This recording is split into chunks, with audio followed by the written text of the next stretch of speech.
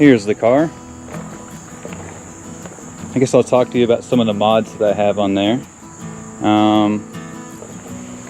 These wheels aren't anything special, but they're an MST wheel, which are like 400 bucks for a set, and they're pretty cheap, but they look nice, you know, falling on a budget. It's got Maxxis VR1s on the car. I actually really like these tires. I've used Hankook RS4s and these, and I prefer these tires much more to RS4s. After they heat cycle a couple times, they lose a lot of their grip and they don't ever really get it back. These Maxxis tires seem to be softer. Put them on earlier this year, but so far they're wearing pretty well. Can't really see in there, but I've got Stoptech Sport 309 brake pads on just stock rotors and calipers, and the Stoptechs are pretty good. I like those. Been to the Gap 2 years with them, and they've been great. Let's see, what else do we got? 10th anniversary seats, which I'm going to be getting rid of soon, but they are kind of nice looking. Just pretty much standard NB interior. It does have a Mazdaspeed shift knob, old school. These things are apparently worth like a bunch of money now. Stock radio and everything still. Face mask because COVID. Let's see, we'll go around back. It's got a carbon rear lip. Pretty cool. Got that off eBay. Really wasn't too expensive. Clear coat's already starting to break on it. I don't know if you can tell, but probably sand it down and re-clear it. You know, what can you expect for 150 bucks? The exhaust is a custom exhaust that my buddy made for me. It's a Borla muffler, and we've got a, you can't see it under there, but we've got a Heimholz resonator, and that cuts down on a lot of drone. The car had a bunch of drone. It gave me a headache before, and after we put that Heimholz in there, let's see if I can get a shot of the Heimholz for you.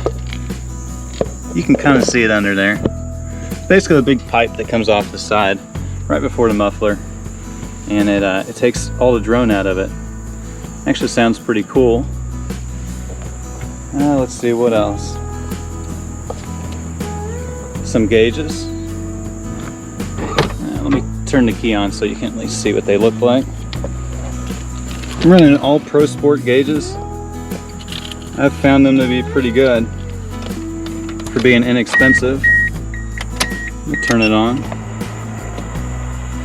They do a nice little sweep. Got the AFR right there. That wideband stopped working, but I just didn't want an empty hole there, so just left it. Really, where all the magic is under the hood. I mean, the car looks basically stock otherwise, but under the hood is where I've spent most of the money. So let's go take a look at that.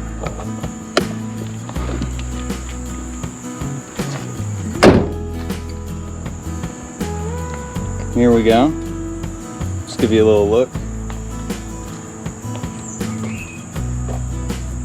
I'll kind of explain to you what I've done. So it's a BP4W. The bottom end is actually out of a 94, and it was in my old NA Miata, which was boosted like 15 years ago. My dad owns that car, and he didn't need the built motor, so we pulled that motor out of my dad's NA and just put in like a stock JDM motor. But I put a BP4W head on his car, and I took the JDM BP4W head and I used it on my build. So it's got the BP5A intake cam, which is superior to the regular USDM intake cam. The bottom end has ARP hardware, mains and head studs, It's bored 60 millimeters over, so it's a 1.9 liter now.